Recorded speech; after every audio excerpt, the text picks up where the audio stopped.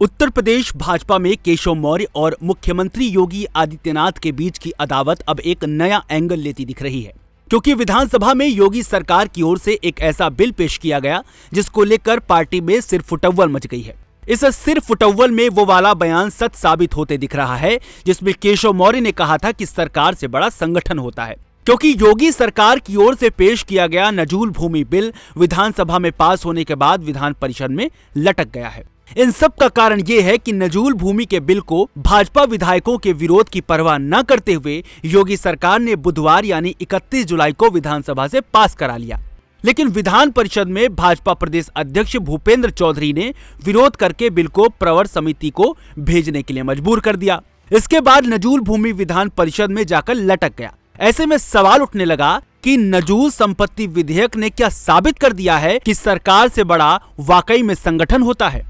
आपके मन में यह सवाल जरूर उठ रहा होगा कि नजूल भूमि बिल की खिलाफत केशव मौर्य के पक्ष में क्यों जा रही है। तो आपको बता दें कि बीजेपी विधायकों ने प्रदेश अध्यक्ष और केशव मौर्य से बिल पास होने की सूरत में बीजेपी को उत्तर प्रदेश से होने वाले भारी नुकसान की आशंका भी जताई। खास बात यह है कि विधानसभा में बिल का विरोध करने वाले दोनों बीजेपी विधायक सिद्धार्थनाथ सिंह और हर्ष वाजपेयी प्रयागराज क्षेत्र से आते हैं। उप मुख्यमंत्री केशव प्रसाद मौर्य भी प्रयागराज से ही आते हैं।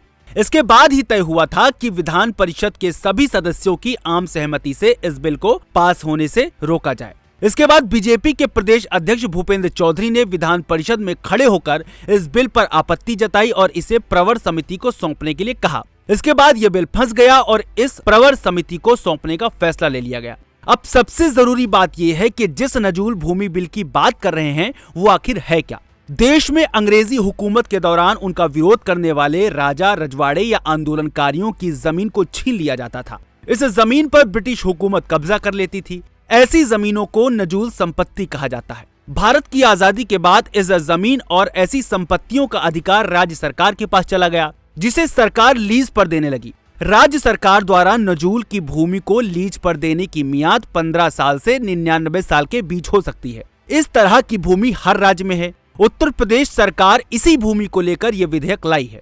इन संपत्तियों का इस्तेमाल सार्वजनिक उद्देश्यों के लिए किया जाता है, जिसमें अस्पताल, स्कूल और पंचायत शामिल हैं। नजूल भूमि विधेयक क्या है ये भी जान लीजिए। नजूल संपत्ति विधेयक में प्रावधान किया गया है कि अगर कोई नजूल संपत्ति को पट्टा पर लिया गया है और उस पट्टे का किराए का नियमित रूप से भुगतान किया जा रहा है, उसमें किसी तरह के अनुबंध का उल्लंघन नहीं हुआ है, तो उसका नवीनीकरण कर दिया जाएगा। ऐसे लोगों को 30 साल के लिए पट्टे का रिन्यू किया जाएगा।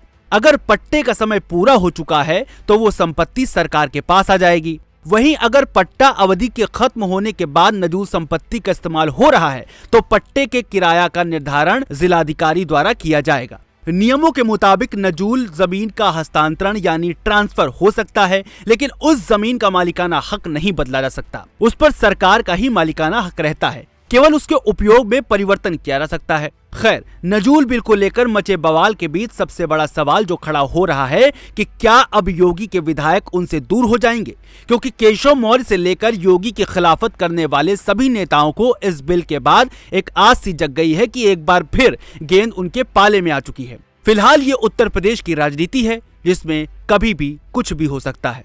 Bureau report.